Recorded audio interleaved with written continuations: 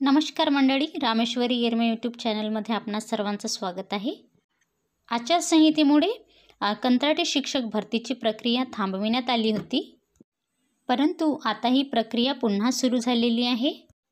स्थानिक स्वराज्य संस्थांच्या 10 व 10 पेक्षा कमी पटाच्या शाळेत कंत्राटी शिक्षक भरती संदर्भात आणखी एक परिपत्रक निघालेलं आहे।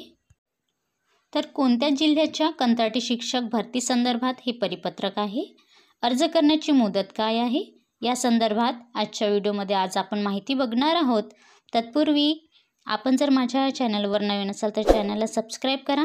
त्याचप्रमाणे व्हिडिओ आवडल्यास लाईक, शेअर व कमेंट करायला विसरू नका। बाजूचे बेल आयकॉन बटन प्रेस करा, म्हणजेच माझ्या नवनवीन व्हिडिओचे नोटिफिकेशन्स आपल्याला मिळतील। तर चला मग सुरुवात करूया आजच्या व्हिडिओला। जिल्हा परिषद पुणे तर्फे दिनांक 4/12/2024 रोजी हे परिपत्रक जारी करण्यात आलेलं आहे। प्रति गट शिक्षणाधिकारी, पंचायत समिती सर्व। विषयामध्ये काय दिलंय बघा, स्थानिक स्वराज्य संस्थांच्या 10 व 10 पेक्षा कमी पटसंख्या असलेल्या शाळेत डी.एड.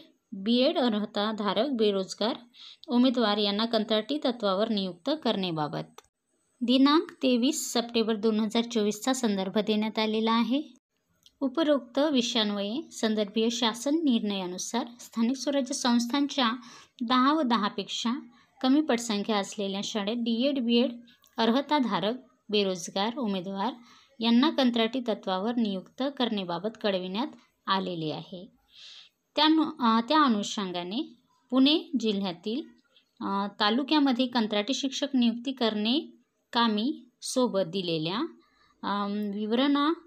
विवरणपत्रामध्ये दिनांक 6/12/2024 पर्यंत बिनचूक माहिती या कार्यालयास सादर करण्यात यावी असं या परिपत्रकामध्ये म्हटलेलं आहे। शिक्षणाधिकारी प्राथमिक पुणे जिल्हा परिषद यांच्या सहीनिशी हे परिपत्रक जारी करण्यात आलेलं आहे। सांगली पाठोपाठ पुणेमध्ये सुद्धा कंत्राटी शिक्षक भरतीची प्रक्रिया सुरू झालेली आहे। सोबत विवरणपत्राचा नमुना जोडण्यात आलेला आहे। आजच्या व्हिडिओमध्ये एवढंच। पुन्हा भेटूया नवीन माहितीसह, नवीन परिपत्रकासह। धन्यवाद।